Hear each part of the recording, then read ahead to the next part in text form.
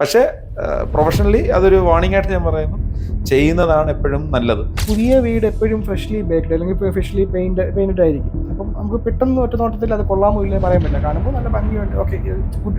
2 മാസമായാലും 3 മാസമായാലും അത് പൊള്ളി ഇളകുന്നുണ്ട്. ഇപ്പൊ ടെക്നിക്കൽ ഡിസ്പ്യൂട്ട് നമ്മൾ കോടതിയിൽ പല കേസുകൾ അറ്റൻഡ് ചെയ്യുന്നതുകൊണ്ട് പറയുന്നത്, ഇതെല്ലാം നോക്കുമ്പോൾ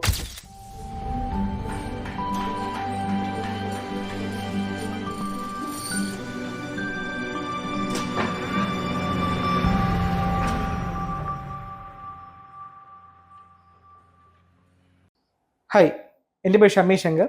ഇത് mister Jack Ben Vincent, Jack കൺസ്ട്രക്ഷനിലെ മാനേജിംഗ് ഡയറക്ടറാണ്. ഇതിപ്പം നമ്മുടെ 3ാമത്തെ പോഡ്കാസ്റ്റാണ്. ഇന്നത്തെ പോഡ്കാസ്റ്റിൻ്റെ ടോപ്പിക് എന്ന് പറയുന്നത് മണ്ണിൽ നിന്നൊരു സ്വപ്ന ഭവനം, അല്ലെങ്കിൽ from dirt to dream house. അതിനെക്കുറിച്ചാണ് നമ്മളിന്ന് ഡിസ്കസ് ചെയ്യാൻ പോകുന്നത്. മണ്ണിൽ നിന്ന് സ്വപ്ന ഭവനം, അതാണല്ലോ നമ്മുടെ ടോപ്പിക്. നമ്മൾ അതൊരു ആക്ച്വലി ആലങ്കാരികമായിട്ട് പറയുന്ന ഒരു സെന്റൻസ് പോലെ പേഴ്സണലി തോന്നുന്നുണ്ടായിരിക്കാം പലർക്കും. പക്ഷേ യഥാർത്ഥത്തിൽ മണ്ണിൽ നിന്ന് തന്നെയാണ് ഒരു വീട് തുടങ്ങുന്നത്. ഒരു വീട് കൺസ്ട്രക്ഷൻ എന്ന് പറയുന്നത് ഒരു സെറ്റ് ഓഫ് ഈവൻസിന്റെ അവസാനത്തെ ഭാഗം മാത്രമാണ് ഒരു വീടെന്ന് പറയുന്നത്. അതിനു മുന്നേ നമ്മൾ ഒരുപാട് കാര്യങ്ങൾ നമ്മൾ ചിന്തിക്കേണ്ടതായിട്ടുണ്ട്, പ്രവർത്തിക്കേണ്ടതായിട്ടുണ്ട്, ചില കരുതലുകൾ എടുക്കേണ്ടതായിട്ടുണ്ട്. അപ്പോൾ അതിനാദ്യത്തെ ഒരു ചവിട്ടുപടി എന്ന രീതിയിൽ സെലക്ഷൻ ഓഫ് എ ലാൻഡ് എന്ന ടോപ്പിക്കിനെ കുറിച്ച് നമ്മൾ മുന്നൊരു വീഡിയോ സംസാരിച്ചിട്ടുണ്ടായിരുന്നു. അപ്പോൾ നല്ലൊരു ലാൻഡ് എല്ലാം കിട്ടിക്കഴിഞ്ഞ് കഴിഞ്ഞാൽ ഒരു നല്ലൊരു കോൺട്രാക്ടിനെ തിരഞ്ഞെടുക്കണം. എന്തൊക്കെ മാനദണ്ഡങ്ങൾ നമ്മൾ ശ്രദ്ധിക്കേണ്ടതായിട്ടുണ്ട്. അല്ലെങ്കിൽ ജാക്ക് കൺസ്ട്രക്ഷനിൽ ഒരു ക്ലയൻറ്റ് വന്നാൽ, അല്ലെങ്കിൽ ഒരു വീട് വെക്കണം എന്നൊരു സ്വപ്നമായിട്ടൊരു ക്ലയൻറ്റ് വന്നു കഴിഞ്ഞാൽ നമുക്ക് എന്തൊക്കെ സഹായിക്കാൻ പറ്റും, ഒരു കോൺട്രാക്ട് എന്ന രീതിയിൽ എന്തൊക്കെ സഹായങ്ങൾ നമുക്ക് കൊടുക്കാൻ പറ്റും. നമ്മുടെ ടോപ്പിക് ഇന്ന് സെലക്ട് ചെയ്തത് തന്നെ വളരെ മണ്ണിൽ നിന്നും സ്വപ്ന ഭവനം എന്ന് പറയുന്നു. അപ്പൊ ഈ മണ്ണിൽ നിന്നും സ്വപ്ന ഭവനം എന്ന് പറയുന്ന ഒരു വീടിന്റെ ഒരു ബിൽഡിങ്ങിന്റെ അടിസ്ഥാന കാര്യം എന്ന് പറഞ്ഞാൽ ഫൗണ്ടേഷൻ സ്ട്രോങ് ആകുക എന്നുള്ളതാണ്. അപ്പോൾ നമ്മൾ എല്ലാത്തിൻ്റെയും പറയാം, നമ്മുടെ ജീവിതത്തിലായാലും നമ്മുടെ കരിയറിലായാലും നമ്മൾ അടിസ്ഥാനം ശരിയാണെങ്കിൽ എല്ലാം ശരിയാവും. ഇത് തന്നെയാണ് നമ്മുടെ ബിൽഡിങ്ങിന്റെ കേസിലും. അപ്പോൾ അതിൽ ഏറ്റവും റിലവൻ്റ് ആയിട്ടുള്ള ഒരു ചോദ്യമാണ് ഒരു കോൺട്രാക്ടറെ സെലക്ട് ചെയ്യുക എന്നുള്ള ഒരു കാര്യം. ഒന്നാമത്തെ കാര്യം, ഒരാള് ശരാശരി ഒരു വീട് ഒരു പ്രാവശ്യമേ ജീവിതത്തിൽ പണിയുള്ളൂ. നോർമലി മൾട്ടിപ്പിൾ വീടുകൾ പണിയുന്നവർ കാണാം, പക്ഷെ നോർമൽ കേസ് വരുമ്പോൾ ഒരു പ്രാവശ്യം പണിയുള്ളൂ. അപ്പൊ അത് സ്ട്രോങ് ആയിട്ടും നല്ല ഉത്തരവാദിത്തോടും ചെയ്യണമെങ്കിൽ എപ്പോഴും ഒരു എക്സ്പീരിയൻസ് ഉള്ള ആള് തന്നെ വേണം. ഇതില് ഞാനൊന്ന് ആഡ് ചെയ്യുന്നത്, ഇത് കോൺട്രാക്ടിങ് കമ്പനി തന്നെ വേണമെന്നില്ല. ഇപ്പൊ ഒരു എഞ്ചിനീയറിന്റെ മേൽനോട്ടത്തില്, സ്ട്രക്ചറൽ എഞ്ചിനീയറിന്റെ മേൽനോട്ടത്തിൽ ചെയ്യാവുന്ന ഒരു കേസാണ്. പക്ഷെ അവര് മുൻപ് എത്ര പ്രോജക്റ്റുകൾ ചെയ്തു, അതിലെന്തെങ്കിലും വിഷയമുണ്ടോ, അവര് റീസെന്റ് ആയിട്ട് ചെയ്ത ഒരു പ്രോജക്റ്റും അവർ ആദ്യകാലത്ത് ചെയ്ത പ്രോജക്റ്റും തമ്മിലൊന്ന് വിശകലനം ചെയ്യുന്നത് വളരെ നല്ലതായിരിക്കും. നമ്മൾ പഴയ വീട് പുതിയ വീട് എന്നൊരു കൺസെപ്റ്റ് പറഞ്ഞല്ലോ. ഇപ്പോൾ പഴയ വീട് നമുക്ക് അതിന്റെ പോരായ്മകളൊക്കെ ആർക്കും എപ്പോഴും പോയി കാണാൻ പറ്റും. എന്ന് വെച്ചാൽ ഉദാഹരണത്തിന് പറഞ്ഞാൽ നമുക്ക് വിള്ളലുണ്ടോ, ഇതിന്ന് പോയിട്ടുണ്ടോ എന്നുള്ളതൊക്കെ നമുക്ക് ഏതൊരു ആൾക്കും ഒറ്റ നോട്ടത്തിൽ കണ്ടുപിടിക്കാൻ പറ്റുന്ന കാര്യം തന്നെയാണ്. പക്ഷെ ഒരു പുതിയ വീട് നമ്മൾ ഈ ബിൽഡർ കൊള്ളാമോ ഇല്ലയോ, അല്ലെങ്കിൽ ഞങ്ങൾ പറഞ്ഞ വീട് കൊള്ളാമോ ഇല്ലയോ എന്ന് ഇപ്പം വന്ന് ഇൻസ്പെക്ട് ചെയ്യുവാണെന്നുണ്ടെങ്കിൽ കൺസ്ട്രക്ഷന് മുന്നേ എന്തൊക്കെ കാര്യങ്ങളാണ് നമ്മൾ നോക്കേണ്ടത്? മീൻസ് പുതിയ വീട് എപ്പോഴും ഫ്രഷ്ലി ബേക്ക്ഡ് അല്ലെങ്കിൽ ഫ്രഷ്ലി പെയിന്റഡ് ആയിരിക്കും. അപ്പം നമുക്ക് പെട്ടെന്ന് ഒറ്റ നോട്ടത്തിൽ അത് കൊള്ളാമോ ഇല്ലെന്ന് പറയാൻ പറ്റില്ല. കാണുമ്പോൾ നല്ല ഭംഗിയുണ്ട്, ഓക്കെ ഗുഡ് എന്ന് പറയുന്നത്. അതിനുപരി നമുക്ക് എന്തൊക്കെ മാനദണ്ഡങ്ങൾ വെച്ചുകൊണ്ട് നമുക്ക് വിലയിരുത്താൻ പറ്റും? പുതിയ വീടെന്ന് പറയുമ്പോൾ നമുക്ക് ഫിനിഷിലാണ് നമുക്ക് മെയിനായിട്ട് അതിൻ്റെ കാര്യങ്ങൾ നോക്കാൻ പറ്റുന്നത്. ഉദാഹരണം, നമ്മൾ വീട് തീർന്ന വീടാണെങ്കിൽ പെയിന്റിങ് ക്വാളിറ്റി. ഇപ്പോൾ പെയിന്റിങ്ങിൽ സ്വാഭാവികമായിട്ട് നമ്മൾ കാണുന്നത് ഈ ബോർഡറിൽ, അതായത് നമ്മുടെ ടൈലും സ്കർട്ടിങ് എന്ന് പറയും, ആ ഭാഗത്ത് പൊള്ളി ഇളകുക എന്നുള്ളത്. ഇപ്പോൾ 2 മാസമായാലും 3 മാസമായാലും അത് പൊള്ളി ഇളകുന്നുണ്ട്. അപ്പോൾ നോർമലി നമ്മൾ ചെയ്യുന്ന ഒരു കാര്യം എന്ന് പറഞ്ഞാൽ, പ്ലിന്ത് ലെവലിൽ നമ്മൾ വാട്ടർ പ്രൂഫ് ചെയ്ത് കാപ്പിലറി റൈസ് അവോയ്ഡ് ചെയ്യാൻ വേണ്ടി നമ്മൾ വിറ്റമിൻ ലെയർ ചെയ്യും. വിറ്റമിൻ പെയിന്റ് അല്ല, വിറ്റമിൻ ലെയർ ചെയ്യും. അതും ചെയ്ത് നമ്മൾ ആക്റ്റീവ് സൈഡ്, അതായത് നമ്മൾ പ്ലാസ്റ്റർ ചെയ്യുന്നതിന് മുമ്പ് ഒരു ലെയർ നമ്മളെ പ്രൊട്ടക്ഷൻ ചെയ്തിട്ടാണ് പ്ലാസ്റ്റർ ചെയ്യുന്നത്. അങ്ങനെ ചെയ്യുന്ന വീടുകൾക്ക് എന്തായാലും ഒരു 3-4 മാസത്തിനുള്ളിൽ ഒരു ഇഷ്യൂ ഉണ്ടാവില്ല. പിന്നെ അതുപോലെ നമ്മൾ പെയിന്റ് നമ്മളൊന്ന് നോക്ക് ചെയ്യുമ്പോൾ തന്നെ ചിലയിടത്ത് പൊള്ളി ഇളകുന്നുണ്ടോ, ഇങ്ങനെയുള്ള കാര്യങ്ങൾ നോക്കാം. അതുപോലെ തടിയുടെ കേസിൽ പലപ്പോഴും കാണുന്നത് ഇത് തേക്ക് തടി എന്ന് തോന്നുന്ന രീതിയിൽ പെയിന്റ് ചെയ്യാറുണ്ട്. അപ്പൊ നമ്മള് ഇപ്പൊ ടെക്നിക്കൽ ഡിസ്പ്യൂട്ട് നമ്മൾ കോടതിയിൽ പല കേസുകൾ അറ്റൻഡ് ചെയ്യുന്നതുകൊണ്ട് പറയുന്നത്, ഇതെല്ലാം നോക്കുമ്പോൾ അത് ഒരു തേക്ക് തടി പോലെ തോന്നുന്ന രീതിയിൽ ചെയ്യുന്നു. ഇത് ജസ്റ്റ് നമുക്ക് കാണുമ്പോൾ തന്നെ മനസ്സിലാവും. പിന്നെ ഈ സാനിറ്ററിയുടെ കേസ് പറയുകയാണെങ്കിൽ, നമ്മൾ ഇന്റേണലും എക്സ്റ്റേണലും നമ്മൾ പുറത്തുള്ള ലൈൻസ് പോകുന്നത് പണ്ടൊക്കെ ചെവരോട് ചേർത്ത് നമ്മൾ പ്ലംബിംഗ് ലൈൻ ചെയ്യുന്ന ഒരു പ്രവണതയുണ്ട്. ഇപ്പം നമ്മൾ അതിനെല്ലാം നമ്മൾ കറക്റ്റ് അതിൻ്റെ ഫ്രെയിം അടിച്ച് കറക്റ്റായിട്ടാണ് ചെയ്യുന്നത്. അപ്പം അത് വരുമ്പോൾ ഈ പ്ലംബിംഗ് ലൈൻസിലെ വൈബ്രേഷൻസ് ആണ് ആക്ച്വലി ലൈൻ ഡിസ്റ്റർബ്ഡ് ആയിട്ട് ലീക്ക് ചെയ്യുന്നത്. അപ്പോൾ അതൊക്കെ ഉണ്ടോ എന്ന് എക്സ്റ്റേണലി ഒന്ന് പോകുമ്പോൾ തന്നെ അറിയാം. പിന്നെ ഫ്ലോറിന്റെ കേസ് പറഞ്ഞു കഴിഞ്ഞാൽ ഒരു 5 രൂപ തൊട്ടുണ്ടെങ്കിൽ വളരെ എളുപ്പമാണ്. അത് ജസ്റ്റ് ഒന്ന് ഉരുട്ടി വിടുമ്പോൾ സൗണ്ടിന്റെ ഇത് മോഡുലേഷൻ ആക്ച്വലി ഡയഗണലായിട്ട് നമ്മൾ അതിനെ ഉരുട്ടുക. അപ്പം ആ സൗണ്ട് മോഡുലേഷൻ വെച്ചിട്ട് നമുക്കറിയാം അതിൻ്റെ അകത്ത് പൊള്ളലുണ്ടോ ഹോളോ ആണോ എന്നൊക്കെ അറിയാൻ പറ്റും. ഇതൊക്കെയാണ് ബേസിക് ആയിട്ട് നമുക്ക് നോക്കാൻ പറ്റുന്ന കാര്യങ്ങൾ. പിന്നെ ഫൗണ്ടേഷന്റെ കേസ് നമുക്കത് കുഴിച്ച് നോക്കിയാലേ പറ്റുള്ളൂ. അത് ഈ പറഞ്ഞ പോലെ ടൈം ടെസ്റ്റ് ചെയ്യണം. അത് ആ കൺസ്ട്രക്ഷൻ സമയത്ത് പ്രോപ്പറായിട്ട് എഞ്ചിനീയറിംഗ് മെഷർ എടുത്താൽ മാത്രമേ നമുക്കത് എന്തെങ്കിലും കമന്റ് ചെയ്യാൻ പറ്റുള്ളൂ. ഓക്കെ, നമ്മുടെ ആദ്യത്തെ എപ്പിസോഡ് ആർക്കിടെക്ട് സന്ദീപായിട്ടുള്ള ഇതായിരുന്നു. അപ്പോൾ ഞാൻ അതിൽ പറഞ്ഞ് കുറേ കാര്യം നമ്മൾ ഡിസ്കസ് ചെയ്തു. നമുക്ക് പല വീഡിയോസ് കണ്ടു നോക്കി അറിയാൻ പറ്റും. ഞാൻ അതിൽ നിന്നും ഞാൻ ഒരു ചോദ്യം ചോദിച്ചോട്ടെ. നല്ലൊരു പ്ലാനിന്റെ ആവശ്യകത എന്താണെന്ന് നമുക്ക് അറിയാം, പക്ഷേ ഈ പലർക്കും അറിയാത്ത ആൾക്കാരുണ്ടായിരിക്കും. നല്ലൊരു പ്ലാനിന്റെ ആവശ്യകത എന്താണ്, അല്ലെങ്കിൽ എന്തൊക്കെ പ്ലാൻ നമുക്കൊരു വീട് കൺസ്ട്രക്ഷന് മുന്നേ നമ്മൾ കയ്യിൽ കരുതണം, അല്ലെങ്കിൽ ബിൽഡറെ ഏൽപ്പിക്കണം എന്നുള്ളതിനെ കുറിച്ച് പറയാമോ? പ്ലാന് വളരെ ഇമ്പോർട്ടൻ്റ് ആണ്. പ്ലാനിങ് എന്ന് പറയുമ്പോൾ ഫോർ എക്സാമ്പിൾ നമ്മുടെ കാറ്റിന്റെ സഞ്ചാരം തൊട്ട് തുടങ്ങാം. ഇപ്പോൾ പുതിയ കോൺസെപ്റ്റ് എന്ന് പറഞ്ഞാൽ എനർജി സേവിങ് ഗ്രീൻ ബിൽഡിങ്സ് എന്നൊക്കെ പറയുന്നത് അത് ഗവൺമെന്റ് ഇൻസിസ്റ്റ് ചെയ്യുന്ന ലോ ആണ്. അല്ലാതെ തന്നെ പണ്ടേ നമ്മുടെ വാസ്തുശാസ്ത്രപരമായി പറയുകയാണെങ്കിൽ പകല് നമ്മൾ വെളിച്ചമില്ലാതിരിക്കാൻ പറ്റുക എന്നുള്ളത്. നമ്മളിപ്പോൾ ഈ റൂം തന്നെ വെളിച്ചം അങ്ങനെ വേണ്ട, നമുക്കല്ലാതെ തന്നെ നാച്ചുറൽ വെന്റിലേഷനും കാര്യങ്ങളുണ്ട്.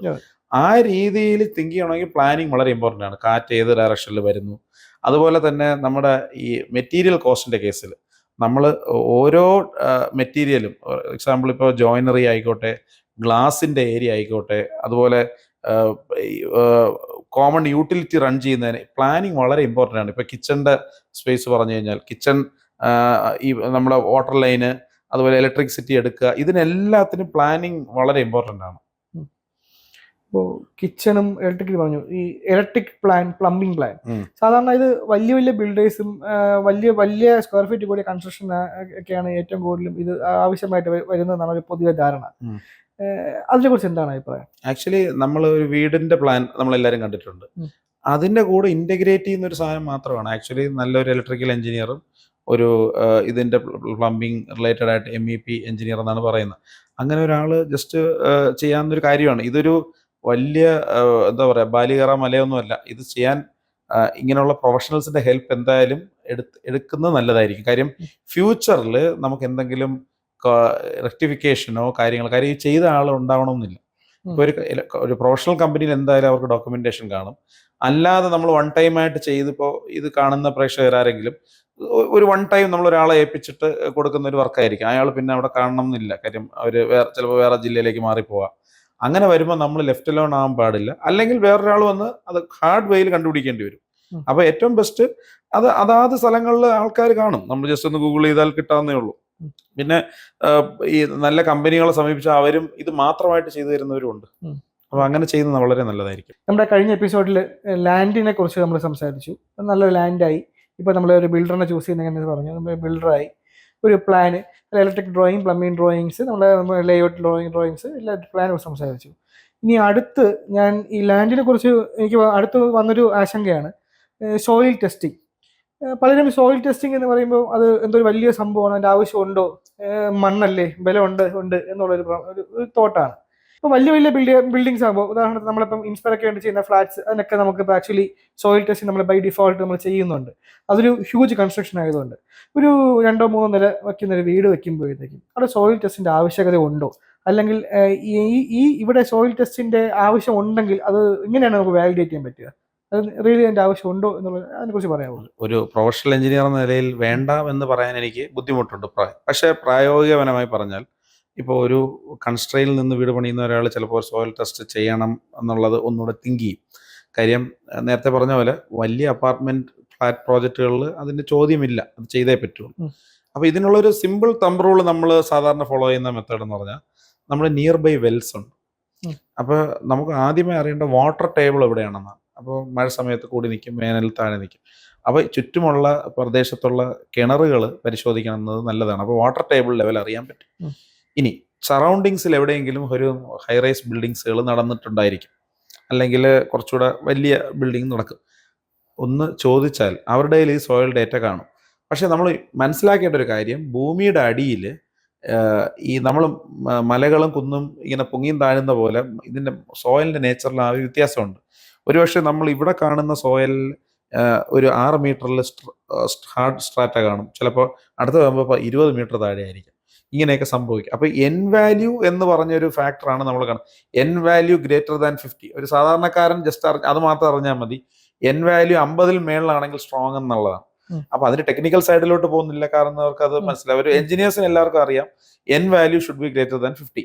അപ്പൊ എൻ വാല്യൂ എവിടെ കിട്ടും? അതിന്റെ താഴെ ഒരു ബൾബായിട്ടാണ് ഈ പ്രഷർ ആക്ട് ചെയ്യുന്നത്. അപ്പോൾ എൻ വാല്യൂ വളരെ താഴെയാണെങ്കിൽ പൈലിലോട്ട് പോകണം. എൻ വാല്യൂ ഒരു മീഡിയം, സാധാരണ ഉറച്ച മണ്ണം നമ്മൾ പറയുന്നത് വെച്ചാൽ ഗ്രൗണ്ടിൽ തന്നെ എൻ വാല്യൂ കിട്ടുന്നു. പിന്നെ ലോഡിങ്ങിന്റെ ഒരു കണ്ടീഷൻ, ഇപ്പൊ നമ്മളൊരു 3 നില വീടെന്ന് പറയുമ്പോൾ ലോഡിങ് കൂടും. അതിന്റെ മേളൊരു ടാങ്ക് കൂടെ വെച്ച് കഴിഞ്ഞാൽ 4 നിലയായിട്ട് ഇത് വരാൻ ചാൻസ് ഉണ്ട്. അപ്പൊ ഇങ്ങനെയുള്ള കാര്യങ്ങൾ വരച്ച് ഈ എക്സ്പീരിയൻസ്ഡ് ആയിട്ടുള്ള എഞ്ചിനീയർ ഇത് നോക്കുമ്പോൾ അവർക്ക് തന്നെ അറിയാം. പിന്നെ പണ്ടുള്ള വാസ്തുവിൽ പറയുന്ന ഒരു സിമ്പിൾ കാര്യമുണ്ട്, ഒരു മണ്ണ് എടുത്ത് പുറത്തെടുക്കുക, എന്നിട്ട് ഇത് തിരിച്ച് റീകൂപ്പ് ചെയ്യുക. അപ്പോൾ ഫുള്ള് കയറി കഴിഞ്ഞാൽ കറക്റ്റ് ആണ്, ഒരുപാട് ബാക്കി ഉണ്ടെങ്കിൽ അത് ഡെൻസ് ആണ്. അപ്പോൾ അതൊരു കോമൺ സെൻസ് ആണ്. പിന്നെ ഇതെല്ലാം എന്താ പറയാ എക്സ്പീരിയൻസ് എന്ന് പറയും. നമ്മളിപ്പോ ഒരു 6 മീറ്റർ സ്പാനിൽ 60 സെന്റിമീറ്റർ ബീം എന്നുള്ള തമ്പ്രോളും ഡിസൈൻ ചെയ്യുമ്പോൾ ചിലപ്പോൾ 55 എന്ന് വരും. അതുപോലെ നമുക്ക് നിയർ ബൈ സ്ഥാപനങ്ങൾ ബിൽഡിങ്സിന്റെ ഒക്കെ ഡേറ്റ കളക്ട് ചെയ്താൽ ഓൺ ആൻ ആവറേജ് ഇപ്പോൾ പ്ലോട്ടിന്റെ 4 ചുറ്റുമുള്ള 4 ഡേറ്റ കിട്ടിയാൽ നമ്മുടെ എത്രയാണെന്നൊരു ഐഡിയ കിട്ടും. ഓക്കെ. പക്ഷെ പ്രൊഫഷണലി അതൊരു വാർണിംഗ് ആയിട്ട് ഞാൻ പറയുന്നു, ചെയ്യുന്നതാണ് എപ്പോഴും നല്ലത്. നമ്മൾ കാര്യം എല്ലാം ചെയ്ത് പെയിന്റ് വരെ അടിച്ചിട്ട് മനസ്സിലാവുകയാണ് ഇതല്ല എന്ന് പറഞ്ഞു കഴിഞ്ഞാൽ ഒന്നും ചെയ്യാൻ പറ്റില്ല. It's to late. ഓക്കെ. അപ്പോൾ ഇനി ഐസിങ് ഓൺ ദ കേക്ക് എന്ന് പറയുന്ന സംഭവമാണ് ബഡ്ജറ്റ്, അല്ലെങ്കിൽ സാമ്പത്തികമായിട്ട് എത്ര ശക്തനാണ് ഈ വീട് വയ്ക്കാൻ ഉദ്ദേശിക്കുന്ന ഗൃഹനാഥൻ എന്നുള്ളതാണ്. അപ്പോൾ ഒരു ബഡ്ജറ്റ് പ്ലാനിങ് നമുക്ക് എങ്ങനെയൊക്കെ ചെയ്യാൻ പറ്റും? എന്തൊക്കെ കൺസിഡറേഷനാണ് ബഡ്ജറ്റ് പ്ലാനിങ് നമുക്ക് ഒന്ന് ഫോർസീൻ ചെയ്ത് കാണേണ്ടത്? ബഡ്ജറ്റ് എന്ന് പറയുന്നത് വളരെ ഇൻട്രസ്റ്റിംഗ് ആയിട്ടുള്ള ഒരു, അല്ലെങ്കിൽ ഒരു സെൻസിറ്റീവ് ഒരു കാര്യമാണ്. കാര്യം ബിൽഡറെ സംബന്ധിച്ച് അദ്ദേഹം പ്രോഫിറ്റിന് വേണ്ടി ചെയ്യുന്നതും ക്ലയന്റിനെ സംബന്ധിച്ച് ഏറ്റവും കുറയണമെന്നും ആഗ്രഹിക്കും. ഇതിന്റെ ഇടയിലാണ് ഒരു പ്രോജക്റ്റ് നടക്കുന്നത്. ഒരു പ്ലോട്ട് സ്ട്രെയിറ്റ് ആയിരിക്കുമ്പോൾ വേറെ പ്രശ്നമില്ല. പക്ഷെ ഒരു ചരിഞ്ഞ പ്ലോട്ട് വരുമ്പോൾ നമ്മളവിടെ റീറ്റൈനിങ് വാൾ എന്നൊരു സാധനം വരും. ഈ റീറ്റൈനിങ് വാള് ഡിപ്പെൻഡ് ചെയ്യുന്നത് അവിടുത്തെ മണ്ണിന്റെ നേച്ചർ, നേരത്തെ നമ്മൾ പറഞ്ഞല്ലോ സോയിൽ കണ്ടീഷൻ, അതൊരിക്കലും പ്രതീക്ഷിക്കാത്തൊരു കോസ്റ്റായി വരാൻ ചാൻസ് ഉണ്ട്. തീർച്ചയായിട്ടും അത് പലപ്പോഴും സർപ്രൈസിങ് ആണ്. ചിലപ്പോൾ ഒരു വീട് പണിയുന്നതിന്റെ ഏതാണ്ട് 10-30% വരെ റിട്ടേണിംഗ് വാൾ കൊണ്ടുപോയ കേസുകളുണ്ട്. അല്ലെങ്കിൽ അതിനോളം വരാനും ചാൻസ് ഉണ്ട്. 2, നമ്മൾ വീടിന്റെ മാത്രമായിരിക്കും എപ്പോഴും ഒരു കോൺട്രാക്റ്റിൽ ഏർപ്പെടുന്നത്, അല്ലെങ്കിൽ ഒരു പക്ഷെ ഇന്റർലോക്ക്, കിണർ നമ്മൾ വിചാരിക്കും കിണറിൽ കിട്ടുമെന്ന് പറയാം. ചില സമയത്ത് കിണർ കുഴിച്ചിട്ടുള്ളവർക്കെല്ലാം ഈ വീഡിയോ കാണാൻ മനസ്സിലാവും. ഈ കിണർ എന്ന് പറയുന്നത് ചിലപ്പോൾ 50,000-ന് തുടങ്ങി ചിലപ്പോൾ 2-3 ലക്ഷം രൂപയ്ക്ക് എത്താറുണ്ട്. അപ്പൊ അത് നമുക്കൊരു ബഡ്ജറ്റ് സ്പൈക്കാണ്. പിന്നെ അല്ലെങ്കിൽ ബോർവെല്, പിന്നെ ഇപ്പോ സർക്കാരിന്റെ മാൻഡേറ്ററി ആയിട്ടുള്ള 1 ടൈം സെസ് വർക്ക്, പിന്നെ അതുമായിട്ട് സ്റ്റാറ്റ്യൂട്ടറി ബിൽഡിംഗ് പെർമിറ്റുകൾ, അത് പണ്ട് കുറവായിരുന്നു എന്നുള്ളതാണ്, ഇപ്പൊ കറക്റ്റ് ഗവൺമെന്റ് ആക്കി. അപ്പൊ ആ ബിൽഡിംഗ് പെർമിറ്റിന്റെ ഫീസും ഇതെല്ലാം ഒരു ഹിഡൻ കോസ്റ്റ് ആയിട്ട് വരും. അത് ആരുടെയും ബിൽഡർ പറയാത്തതല്ല, അതൊക്കെ അറിഞ്ഞില്ല. ഇപ്പൊ നമ്മൾ കടയിൽ പോയി സാധനം മേടിച്ചാൽ GST കൊടുത്തേ പറ്റുള്ളൂ. 18% എന്ന് പറയുന്ന പോലെ ഇതിനൊരു 10% ഒരു കണ്ടിജൻസി മാറ്റി വയ്ക്കണം. അതായത് ഒരു 50 ലക്ഷം രൂപയുടെ വീടാണെങ്കിൽ ഒരു 5 ലക്ഷം രൂപ ഇങ്ങനെയുള്ള ഒരു ഇതിന് മാറ്റി വയ്ക്കണം. പിന്നെ നമ്മൾ ഫർണിഷിങ്ങിന്റെ വീട്ടിന്റെ അകത്തോട്ട് കയറി കഴിഞ്ഞാൽ ഇത് ഫർണിഷ് ചെയ്യാന്നുള്ളതുണ്ട്. ഒരു ഇന്റീരിയർ ചെയ്യുമ്പോൾ ചിലര് ഓൾ ഇൻക്ലൂസീവ് ആണ്. ഇപ്പൊ ഓവൻ, TV, ഫ്രിഡ്ജ് ഉൾപ്പെടെ ചെയ്യുന്നവർ കാണും. പക്ഷെ നോർമലി അതൊക്കെ നമ്മൾ ചെയ്യുന്നത്. ആ ഒരു ചെലവും കൂടെ അനദർ ഒരു 10%, 5% മാറ്റി വയ്ക്കണം. അപ്പൊ ഒരു ആവറേജ് 15-20% നമ്മളൊരു വേരിയേഷൻ എപ്പോഴും പ്രതീക്ഷിക്കണം. അത് പലപ്പോഴും ഡിസ്പ്യൂട്ടിലേക്ക് പോകാറുണ്ട്. ഇത് ആദ്യമേ അറിഞ്ഞില്ല എന്ന് പറയരുത്. കാര്യം ഇലക്ട്രിസിറ്റി എടുക്കണം, ചിലപ്പോ 3 ഫേസിന് വേണ്ടി നമുക്ക് പോസ്റ്റ് ഇടേണ്ടി വരും. അപ്പൊ അൺഫോർച്ചുനേറ്റ്ലി നമ്മുടെ ഇവിടെ വേറെ ആരും 3 ഫേസ് ഇല്ലെങ്കിൽ ഈ പോസ്റ്റിന്റെ മുഴുവൻ ചെലവും നമ്മൾ ഇടയാണ്. അപ്പൊ ഒരു പോസ്റ്റിന് KSEB പറയുന്ന രീതിയിലുള്ള ചെലവുണ്ട്. അതുപോലെ വാട്ടർ അതോറിറ്റിക്ക് ലൈൻ എടുക്കുന്നതിൽ ചിലപ്പോ എന്തെങ്കിലും വേറൊരാൾ അവരുടെ ചെലവിൽ ഇട്ടതായിരിക്കും, നമുക്ക് വേണ്ടി വീണ്ടും ലൈൻ വലിക്കേണ്ടി വരും. ഇങ്ങനെയുള്ള അൺഫോർസീൻ ചെലവുകൾ ഒരുപാട് ഒളിഞ്ഞിരിപ്പുണ്ട്. പക്ഷെ അത് ഒരു പ്രൊഫഷണൽ ടീമിന് കറക്റ്റ് പറഞ്ഞു തരാൻ പറ്റണം. അത് നിങ്ങളും ഇനിഷ്യേറ്റീവ് എടുത്ത് ചോദിക്കണം. ചിലപ്പോ കോമ്പറ്റേറ്റീവ് മാർക്കറ്റ് ആയതുകൊണ്ട് അത് പറയാതിരിക്കാൻ ചാൻസ് ഉണ്ട്. മനഃപൂർവ്വം അല്ല, അവർക്ക് റേറ്റ് കസ്റ്റമർ മിസ് ആവണ്ട എന്നുള്ള രീതിയിൽ പറയാൻ ചാൻസ് ഉണ്ട്. ശരിക്കും പറഞ്ഞാൽ നമുക്ക് ഒരു പാലുകാച്ചിന്റെ എക്സ്പെൻസ് വരെ നമ്മൾ ഇതിലെല്ലാം കണക്ക് കൂട്ടി തീർച്ചയായിട്ടും പാലുകാച്ചന്റെ ചെലവും ഇതിന്റെ കൂടെ ഉള്ളതാണല്ലോ. അപ്പൊ ഒരു 15% ഇടുന്നത് വളരെ ഒരു പ്രാക്ടിക്കലി എന്റെ ഒരു എക്സ്പീരിയൻസ് വെച്ചിട്ട് ഒരു 15% ഇങ്ങനെ കണ്ടിജൻസിക്ക് ഇടുന്നത് അത് വേറൊരിടത്തും പോകുന്നില്ല. നമ്മൾ ബിൽഡർക്കും കൊടുക്കുന്നില്ല, നമ്മൾ നേരിട്ട് ചെലവാക്കിയാൽ മതി. പക്ഷെ അത്ര ആകും. ഇപ്പോൾ റീറ്റെയിൽ വാലിനെ കുറിച്ച് പറഞ്ഞു, ഇപ്പോൾ KCBയുടെ പോസ്റ്റ് എന്നൊക്കെ വെച്ച് പറഞ്ഞു. ആക്ച്വലി ഇതൊക്കെ ഒരു എക്സ്ട്രാ വർക്കാണ്. എപ്പോഴും ഒരു കോൺട്രാക്റ്റിൽ എപ്പോഴും ഇത് ഉൾക്കൊള്ളണമെന്നില്ല. ബിക്കോസ് നമ്മുടെ പാർട്ട് ഓഫ് ദ കോൺട്രാക്ട് എപ്പോഴും വീട് വെക്കുന്നതിനെ കുറിച്ച് മാത്രമായിരിക്കും. അപ്പോൾ ഒരു സാധാരണക്കാരൻ എന്തൊക്കെ എക്സ്ട്രാ വർക്ക്സ് ആയിരിക്കും ആന്റിസിപ്പേറ്റ് ചെയ്യേണ്ടത്? അത് ജസ്റ്റ് ഒന്ന് ബ്രീഫ് ചെയ്യാവോ? അടിസ്ഥാനപരമായിട്ട് കറണ്ട്, വെള്ളം, ഉം. ഇതൊരു ബൈ ഡീഫോൾട്ട് എക്സ്ട്രാ വർക്ക് തന്നെയാണ്. പലപ്പോഴും എക്സ്ട്രാ വർക്ക് ഒരുപാട് തെറ്റിദ്ധാരണ ഉണ്ടായി ഇഷ്യൂസ് ഉണ്ടാകുന്ന നമ്മളും എക്സെപ്ഷൻ അല്ല. പലവരും അത് നമ്മുടെ തുടക്ക സ്റ്റേജുകളിൽ ഇത് പലർക്കും അത് ഒരു സർപ്രൈസിങ് ആയിട്ട് പറഞ്ഞിട്ടുണ്ട്. പക്ഷെ ഏതൊരു വീടിനായാലും ഏതൊരു ബിൽഡിങ്ങിനായാലും കറണ്ടും വെള്ളവും ഇത് വരും. ഇനി നമുക്കിതിനെ രണ്ടായിട്ട് തിരിക്കാം. നമുക്കൊരു കമേഴ്ഷ്യൽ ബിൽഡിങ്ങും റെസിഡൻഷ്യൽ ബിൽഡിംഗ്. കമേഴ്ഷ്യൽ ആകുമ്പോഴത്തേക്ക് അതിൻ്റെതായ ട്രാൻസ്ഫോമറുകൾ അങ്ങനെയുള്ള കാര്യങ്ങളൊക്കെ വരും. അപ്പൊ ഇത് ലാസ്റ്റ് പണി തീരുമ്പോഴായിരിക്കും സർപ്രൈസ് ആയിട്ട് വരുന്നത്. അത് തീർത്താലേ പറ്റുള്ളൂ. കാര്യം അവരെ സംബന്ധിച്ച് 95% കംപ്ലീറ്റ് ചെയ്തു, ഇത് ചെയ്യണം. പിന്നെ ഇപ്പൊ വീടുകളുടെ കേസിൽ കൂടുതൽ നമുക്ക് വീടുകളുടെ കാര്യം കോൺസെൻട്രേറ്റ് ചെയ്യാം. ഇപ്പൊ കിണർ ഒരു എക്സ്ട്രാ ഐറ്റം എപ്പോഴും വരാം. പിന്നെ റീറ്റൈനിങ് വാൾ നേരത്തെ പറഞ്ഞ പോലെ. പിന്നെ ഇന്റർലോക്കിന്റെ കേസ്, നമ്മളിപ്പോ ലാൻഡ്സ്കേപ്പ് ഇന്റർലോക്ക് എന്ന് ഞാൻ പറഞ്ഞപ്പോൾ ഒരു ലാൻഡ്സ്കേപ്പിന്റെ കാര്യം കൂടെ ഒന്ന് ആഡ് ചെയ്യുന്നു. കാര്യം ഏതൊരു വീടും അത് ഭംഗി എന്ന് നമ്മൾ ശരിക്കും പറയുന്നത് അതിന്റെ ലാൻഡ്സ്കേപ്പാണ്. ലാൻഡ്സ്കേപ്പിന് അതിൻ്റെതായ ഒരു ഇമ്പോർട്ടൻസ് ബിൽഡിങ്ങിന്റെ എലിവേഷനിലുണ്ട്. നമ്മളൊരു എലിവേഷൻ കോൺസെപ്റ്റ് ഒരു കമ്പനിയിൽ നിന്ന് നിങ്ങൾക്ക് അല്ലെങ്കിൽ ആർക്കിടെക്ചർ നിങ്ങൾക്ക് തരുമ്പോൾ മനോഹരമായിരിക്കുന്നു എന്ന് പറയുമ്പോൾ അതിന്റെ ചുറ്റും നിങ്ങൾ ശ്രദ്ധിച്ചാൽ മതി കുറച്ച് ചെടികളും കാര്യങ്ങളും, അത് അതിൻ്റെതായ ബ്ലെൻഡിൽ വരണം. അതുപോലെ തന്നെ ഫ്രണ്ടിൽ ഇത് നമുക്ക് 1 ലക്ഷം രൂപയ്ക്ക് ചെയ്യാം, 5 ലക്ഷം രൂപയ്ക്കും 20 ലക്ഷം. ലാൻഡ്സ്കേപ്പ് ആർക്കിടെക്ചർ എന്നൊരു വിങ് തന്നെ ഉണ്ട്. നമ്മള് സാധാരണ ഒരാൾക്ക് ആർക്കിടെക്ട് എന്ന് മാത്രമേ അറിയാവുള്ളൂ, ലാൻഡ്സ്കേപ്പ് ആർക്കിടെക്ട്സ് ഉണ്ട്. അപ്പൊ അതുപോലെ ചെയ്യുന്നതിന്റെ ഒരു ഹിഡൻ കോസ്റ്റ് ഉണ്ട്. അതായത് ഇത് കൂടുതലും മീഡിയം ആൻഡ് എബോവ് ആവറേജ് വീടുകൾക്കാണ് ഇത് ആപ്ലിക്കബിൾ. പക്ഷെ അതൊരു നല്ല ഹിഡൻ കോസ്റ്റ് ഉണ്ട്. പിന്നെ ഈ പറയുന്ന നമ്മള് ഫിറ്റിങ്സിന്റെ കേസ് നോർമലി ഒരു ബിൽഡറിന്റെ അടുത്ത് നമ്മൾ പറയുന്ന ഒരു പ്രൈസ് റേഞ്ച് പറയുന്നുണ്ടായിരിക്കും. ഇപ്പൊ ഞാൻ ഇത്ര രൂപയുടെ സാനിറ്ററി ഫിറ്റിങ്സ് എന്ന് പറയും. അപ്പൊ നമ്മൾ ഒരു ഷോപ്പിൽ പോകുമ്പോൾ ഡേ ടു ഡേ നമ്മൾ ടെക്നോളജി മൊബൈലൊക്കെ അപ്ഗ്രേഡ് ചെയ്യുന്ന പോലെ ടെക്നോളജി അഡോപ്റ്റ് ചെയ്യണം. ഇപ്പോൾ നമ്മൾ ഇടയ്ക്ക് ടോട്ടോയുടെ ഞാൻ ഈ ഇടയ്ക്ക് ഒരു സാനിറ്ററി ഷോപ്പിൽ പോയപ്പോൾ അവിടെ ഒരു 3 lakhs-ന്റെ ഒരു ക്ലോസറ്റ് ഇരിക്കുന്നു. സ്വാഭാവികമായിട്ടും നമുക്ക് തോന്നും ഇതൊക്കെ ആരെങ്കിലും ഉപയോഗിക്കുമോ എന്ന് തോന്നാം. പക്ഷെ ഇതിന്റെ പ്രാക്ടിക്കൽ സൈഡ് വിദേശ രാജ്യങ്ങളിലൊക്കെ അതിന്റെ ഒരു ഹെൽത്ത് ബെനിഫിറ്റ്സ് അറിയാവുന്നവർ ഇവിടെ നമ്മുടെ നാട്ടിൽ വരുന്നുണ്ട്. ഇപ്പൊ നമ്മുടെ നാട് ഇപ്പൊ ട്രിവാൻഡ്രം പോലത്തെ സിറ്റിയിൽ ഒരുപാട് വിദേശികൾ വന്ന് സെറ്റിൽ ചെയ്യുന്നുണ്ട്. അവർക്ക് ഇത് ആവശ്യമാണ്. അപ്പൊ നമ്മൾ ചിലപ്പോൾ അവർ ഈ സാധനം എടുത്തുകൊണ്ട് വന്നാൽ ഇതിന്റെ എക്സസ് പൈസ ആര് കൊടുക്കും? ഒബ്വിയസ്ലി ക്ലയന്റ് കൊടുക്കണം. അപ്പൊ നമ്മൾ അതിലോട്ട് പോകുന്നില്ല. നമ്മളെ സംബന്ധിച്ച് നമുക്ക് ഇഷ്ടപ്പെട്ട ഒരു വാഷ് ബേസിൻ ബിൽഡർ പറഞ്ഞതിന്റെ ഇരട്ടി വിലയായിരിക്കും. അത് ഒബ്വിയസ്ലി എക്സസ് ഐറ്റം ആയിട്ട് വരും. അത് നമുക്ക് സെർട്ടൻ ആയിട്ട് പറയാൻ പറ്റില്ല. പക്ഷെ ഉറപ്പായിട്ട് പറയാൻ പറ്റുന്നത് ഞാൻ നേരത്തെ പറഞ്ഞ 4-5 ഐറ്റം ഉറപ്പായിട്ട് വരും. പക്ഷെ കൂടുതലും ഈ ഫിനിഷിങ്ങിലോട്ട് വരുമ്പോൾ നമുക്ക് അതിനൊരു ഫിനിഷിംഗ് ടൈമിൽ എപ്പോഴും ഒരു കമ്മ്യൂണിക്കേഷൻ ബിൽഡറായിട്ട് വയ്ക്കുക. കാര്യം നിങ്ങൾ സെലക്ട് ചെയ്യുന്നത് അവർ ഉറപ്പായിട്ട് അവർ പറയും.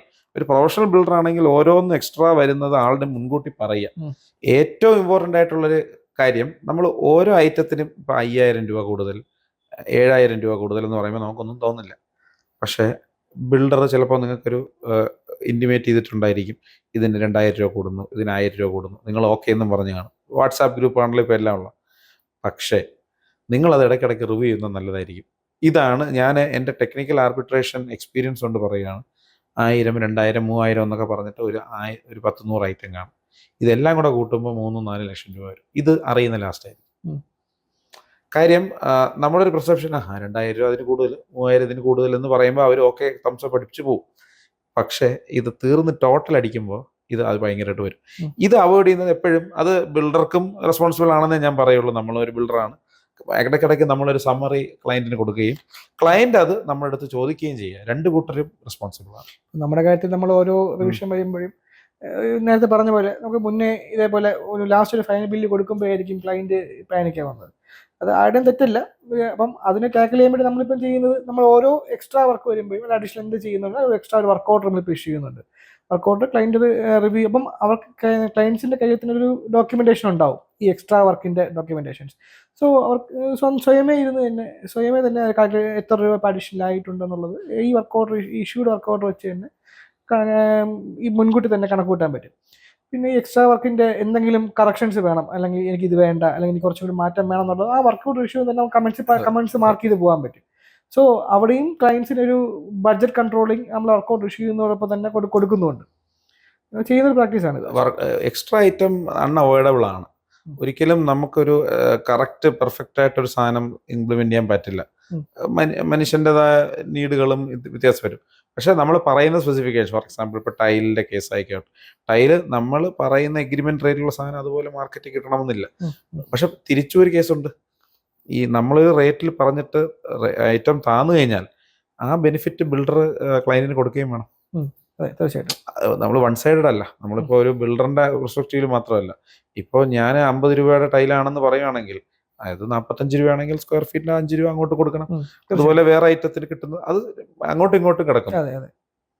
ഇപ്പോൾ ഈ സ്പെസിഫിക്കേഷൻ്റെ കാര്യം പറഞ്ഞല്ലോ. So coming back to previous topic, ഈ ഒരു കോൺട്രാക്റ്റിൽ ഏർപ്പെടുക, അല്ലെങ്കിൽ ഒരു സ്പെക്ക് 1500 ചെയ്യാൻ പറ്റും, 2000 രൂപ ചെയ്യാൻ പറ്റും എന്നൊക്കെ പറയുമല്ലോ. ഞാൻ കഴിഞ്ഞ വീഡിയോയിൽ പറഞ്ഞൊരു കാര്യമാണ്, നമുക്ക് എപ്പോഴും റേറ്റ് ഫിക്സ് ചെയ്യുന്നത് ഒരു സ്പെക്ക് ബേസ്ഡ് ആയിരിക്കും. ഇപ്പോൾ പലരും പറയും ഇന്ന കോൺട്രാക്ടർ കൊള്ള ലാഭം എടുക്കുന്നു, കാരണം റേറ്റ് കൂടുതലാണ്. പക്ഷേ ആരും ഈ സ്പെക്ക് നോക്കുന്നില്ല. ബ്ലൈൻഡായിട്ട് ഇത്ര രൂപയ്ക്കാണ് ഈ വർക്ക് ചെയ്യുന്നത് എന്ന് മാത്രമേ പലരും ചിന്തിക്കുന്നുള്ളൂ. അതിനെക്കുറിച്ച് എന്താണ് അഭിപ്രായം? അല്ല, അത് നമ്മളിപ്പോൾ വീടിന്റെ കേസ് പറയുകയാണെങ്കിൽ, ബിൽഡിങ്ങിന്റെ കേസ് പറയുകയാണെങ്കിൽ, നമ്മൾ ഇതൊരു റെഡിമെയ്ഡ് പ്രോഡക്റ്റ് അല്ല. നമുക്കൊരു ഷർട്ട് 2000 രൂപ എന്ന് പറയുന്ന പോലെ ഒരിക്കലും കൺസ്ട്രക്ഷനെ കാണാൻ പറ്റില്ല. അല്ലെങ്കിൽ മാസീവ് ആയിട്ടുള്ള ടിപ്പിക്കൽ വില്ലാസിന് നമുക്കത് പറ്റും. ഇപ്പൊ നമ്മൾ ഒരു പക്ഷേ വില്ല പ്രോജക്റ്റ് അല്ലെങ്കിൽ അപ്പാർട്ട്മെന്റ് മേടിക്കുന്നവർക്കറിയാം ഒരു സ്ക്വയർ ഫൂട്ട് ഇത്രയാണെന്ന് പറഞ്ഞിട്ട് ആ ബിൽഡർ മാർക്കറ്റ് ചെയ്യുന്നു. പക്ഷേ സ്വന്തം സ്ഥലത്ത് നമ്മൾ പണിയുന്നത് എന്താണോ ആവശ്യം എന്നുള്ളതനുസരിച്ച് ചെയ്യുകയാണ്. അപ്പോൾ ശ്രദ്ധിക്കേണ്ട കാര്യം, ഈ മാർക്കറ്റിൽ ഒരു സ്റ്റാൻഡേർഡ് സ്പെക്ക് ഉണ്ടാവും. ഏറ്റവും നല്ലത് കസ്റ്റമർക്ക് ഒരു അവയർനെസ് വേണം.